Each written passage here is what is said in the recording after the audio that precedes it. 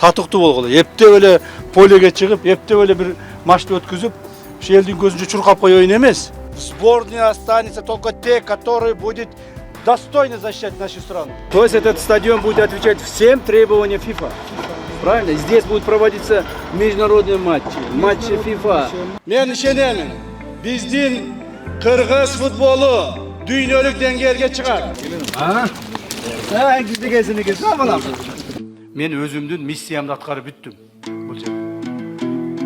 Мен миссиямды аткардым. Футболду сүйгөн адам келсин.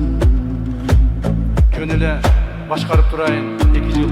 Узаган бул апта ичинде улуттук коопсуздук боюнча мамлекеттик комитеттин мурдагы төрагасы, Кыргыз футбол биримдигинин президенти Камчыбек Ташиев уюмдун кезектеги конгрессине катышып, КФБда аткарылган иштер боюнча өзүнүн отчетун берди. Биримдиктин президенти алгач саламдашып, андан соң акыркы окуялардан кийин коомчулукка биринчи чыкканын тамаша аралаш сөзү менен баштады.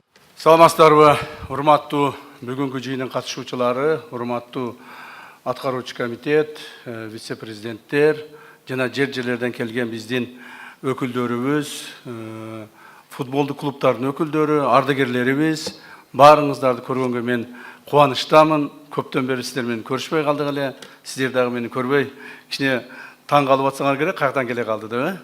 Ошондуктан мен ушу сиздердин алдыңыздарга бир өзүбүздүн футбол боюнча жасаган жумуштарыбыз боюнча, сиздер менен бирликте жасаган жумуштарыбыздын отчетун берип коеюн деген ойдомун. Камчыбек Ташиев бул кызматта турган учурда аткарылган иштерге кеңири токтолду. Ал мындай кыска мезгилде мамлекеттин жана коомчулуктун колдоосу менен кыргыз футболунда буга чейин жетишилбеген улуттуу натыйжаларга жетишилгенин кошумчалады. 2 жылдын ичинде 17 жаңы стадион, спорттук мекемелер курулганын, андан сырткары дагы 14 курулуп жатканын билдирди. Биримдиктин мындай жетишкендиктеринин баары мамлекет башчысынын колдоосу менен болгонун белгилеп, бул союзду жетектөө сунушунда президент бергенин айтып, Садыр Жапаровга ыраазычылыгын билдирди. Бул жумуштар биздин футболдун, кыргыз футболунун тарыхындагы болуп көрбөгөндөй чоң ийгиликтерге жетиштик. Муну эч ким тана албайт. Себеби ушунун бардыгы силердин көз алдыңарда, силердин катышууңар менен, коомубуздун, мамлекетибиздин катышуусу менен ушул нерсе болуп атты. 2 жылдын ичинде 7 миллиард сомдун тегерегиндеги акчаны ушуга жумшаптырбыз. Мындан ары дагы 7-8 миллиард сомдук курулуштар жүрүп атат. Так, демек, ушу 2 жылдын ичинде биз футболдук союзга, футболго, тегеле кыргыз футболуна где бир 14-15 миллиард сом акчаны тартыптырбыз. Бул акчалар кайдан келди? Бул акчалар жөн эле асмандан түшүп, же жерден чыга калган жок, же бирөө алып келип бере калган жок. Мунун негизги маселелердин бири бул мамлекетибиздин жардамы болду. Мамлекетибиз чоң жардам берди бул жерде. Өнөктөштөрүбүз чоң жардам берди, спонсорлорубуз чоң жардам берди. Мына ошол келген акчалардын бардыгы 1 сом 1 тыйынына чейин мына бул жерде биздин секретариат, ошол жигиттер бардыгы толуктап карап турду.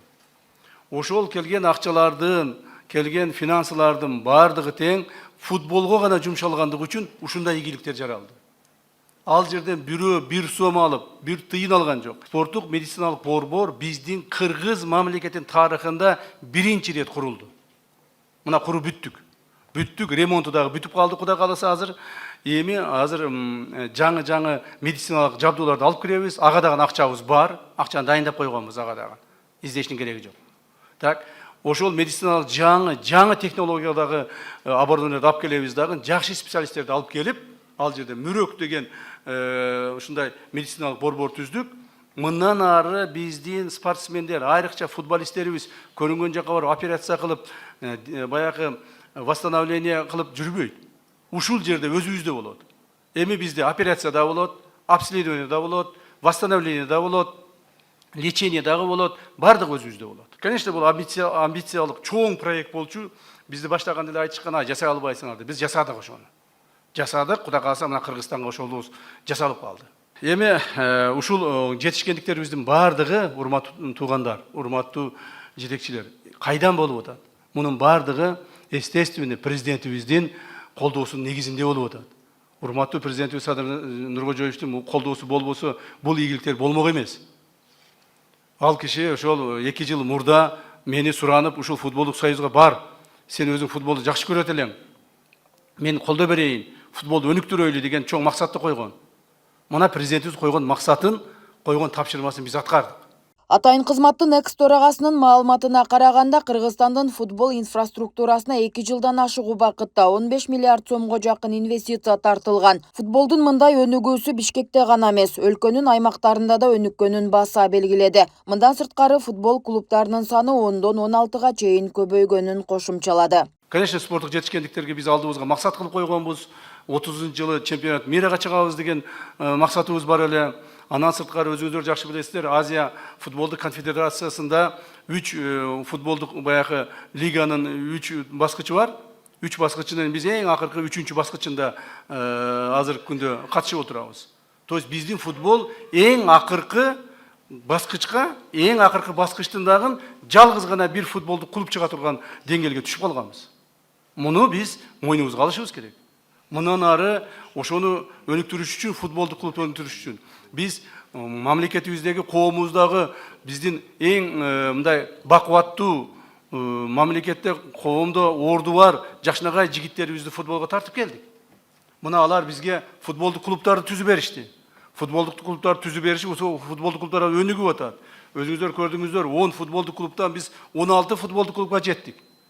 Бүгүнкү күндө ошол 16 футболдук клубтун 2 гана, 3 гана мамлекеттин азар тиешеси болбосо, калганын бардыгы жеке футболдук клубтар.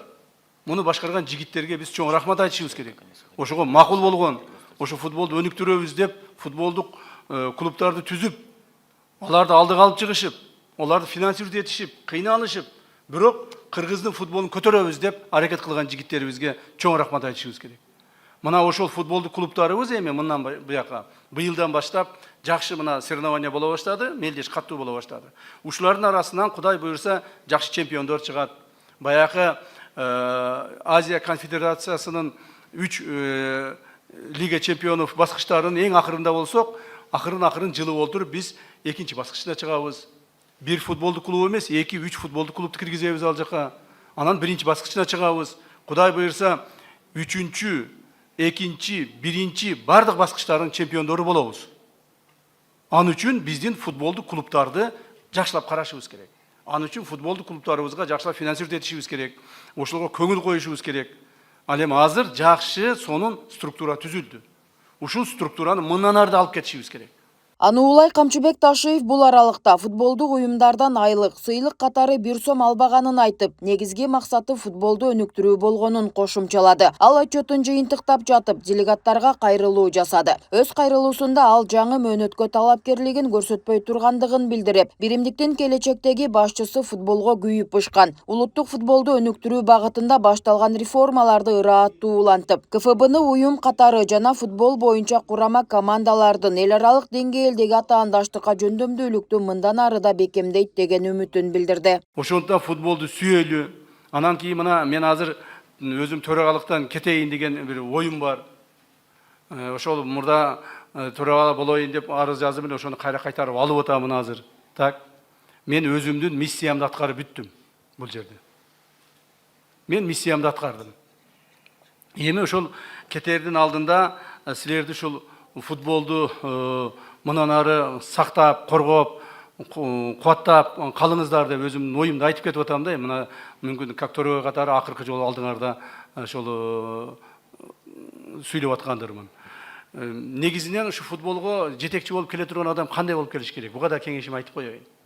Футболду сүйгөн адам келсин. Жөн эле башкарып турайын 2 жыл, башкалып турайын 1 жыл, башкалып турайын 3 жыл, анан кийин ушул жерде президент болуп, федерацияга отуруп алып, ал жака барайын, бул жака барайын, дүйнөнү кыдырайын деген адам келбеш керек. Мына мен төрөгө катары бир да жолу барган жокмун бир жака. Бир да жолу дүйнөнү кыдырып, же болбосо ушул федерациянын эсебинен бир жерлерди кыдырган жерим жок. Бул жерде футболду сүйгөн адам келиш керек. Хоккейди сүйөсүңбү? Хоккейге бар. Так, волейболду сүйөсүңбү? Волейболго бар. Футболду сүйөсүң? Футболго кел. Балыкты сүйсөң, балыкты барып карма. Вопросу жок. Мен мына ачык айтып коеюн, ушу 2 жылдан бери иштеп, ушу футболдон, ушул жерден, же КФСтен, же башка фондтон, же башкадан өзүмө жайлык катары, же башка катары, сыйлоо катары бир сом акча алган жокмун. Так. Себеби биздин негизги максат, негизги тапшырмабыз футболду өнүктүрүү болчу. Мына биз ушуга жетиштик. Урматтуу туугандар, биз ушун футболду өнүктүрүүнүн негизги багыты футболду сүйүшүбүз керек. Футболду как футбольная семья, өзүңдүн жакыныңдай көрүшүбүз керек. Ошондо гана өсүп өнүгөбүз. Мен сиздердин баарыңыздарга ийгилик каалаймын, ден соолук каалаймын. Кудай буйрса, Алла Таалам насип этип, тынчтык болсо, биз баарыбыз ушу футболду өнүктүргөнгө аракет кылабыз. Мен силерден кетип аткан жайым жок. Мен силердин араңарда эле калам. Ошон Амангелди Мырсатовичке окшоп, Аскар Мавлытовичке окшоп, 70ке чыксам деле, 80ге чыксам деле ушу футболдо калсам экен деп мен мындай өзүм мындай не деп коет, мечтать этем да. Ушуларга окшоп ар дайым ушу силерге араңарда болуп, силердин араңарда жүрүп, кеп кеңешимди айтып, колумдан келген жардамымды берип жүрсөм экен деген оюм бар. Ошондуктан мен силердин араңарда эле каламын, силер менен бирге боламын. Ийгиликте болуңуздар, ден соолукта болуңуздар. Бардык кылган ишибизде ушундай ийгиликтерге жеткенге аракет кылайлы.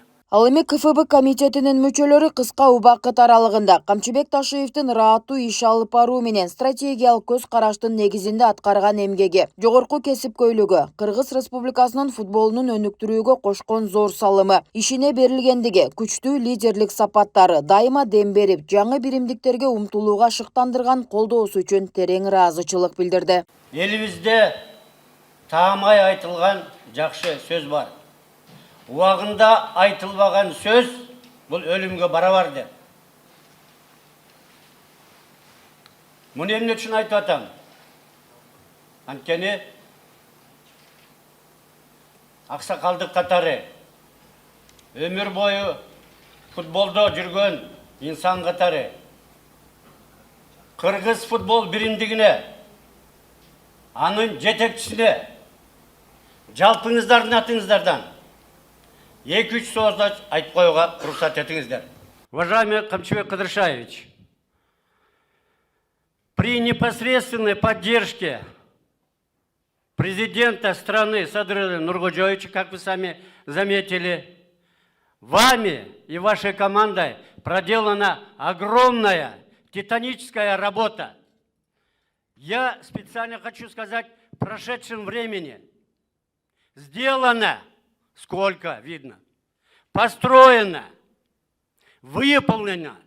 Я специально все это говорю в прошедшем времени, потому что вы сами видели, убедились, и это лично, как он четко и сам правильно заметил, что из-за любви, большой любви к футболу, и вот эта вся огромная титаническая работа была проведена под руководством Камчыбека Кыдыршаевича. Кандай зор иштерге биз күбө болдук.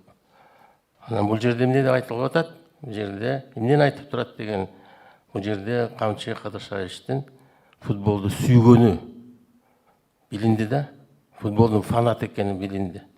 Ошол фанатизм бизге дагы өттү десем мен жаңылышпайм. Ушундай баягы системный жакшы реформалар болду. Бардык тармак жактан кичинекей детский футболдон баштап, мынакей женский футбол, премьер-лиганын командаларынын бардыгы кандай деңгээлге жетип, кандай да азыр өнүгүү өсүү болуп атканына күбө болуп атабыз. Кандай судействолор боюнча, жана тренерлердин подготовкалары боюнча дагы чоң иштер болуп атат.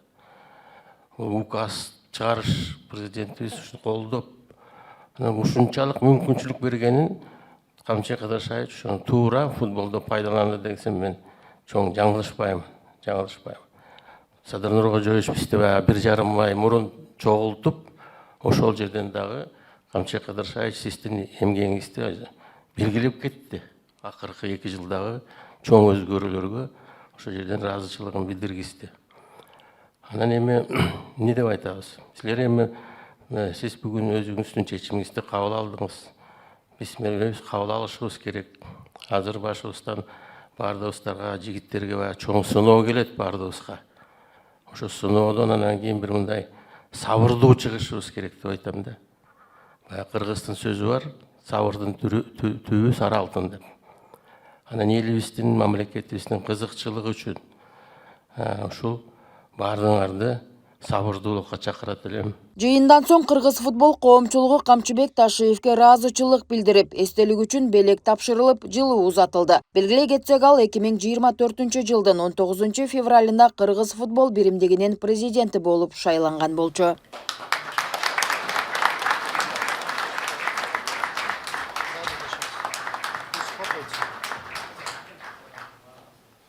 Камчыбек Ташиев тарабынан аткарылган бул иштерди коомчулукта кубаттап, анын спорт тармагына эле эмес, өлкөнүн өнүгүшүндө да опол тоодо эмгек кылганын белгилеп, социалдык тармактарда да колдогондор арбын. Урматтуу Ташиев, сиз иштеген үчүн бир эле футбол эмес, бүт Кыргызстан өнүгүү жолуна түштү.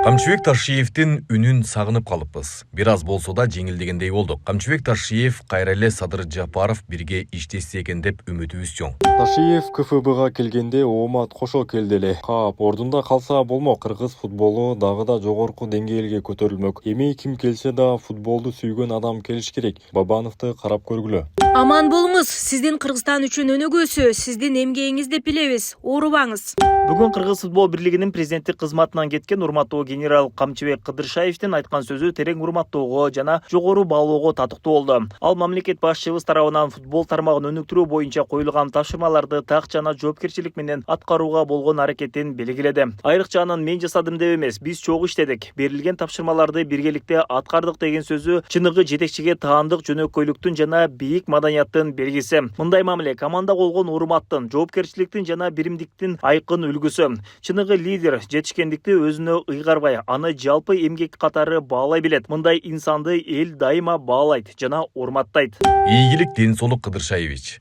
Кыргызстан үчүн жан күйдүрүп иштей бериңиз. Сиздерден үлгү алышсын.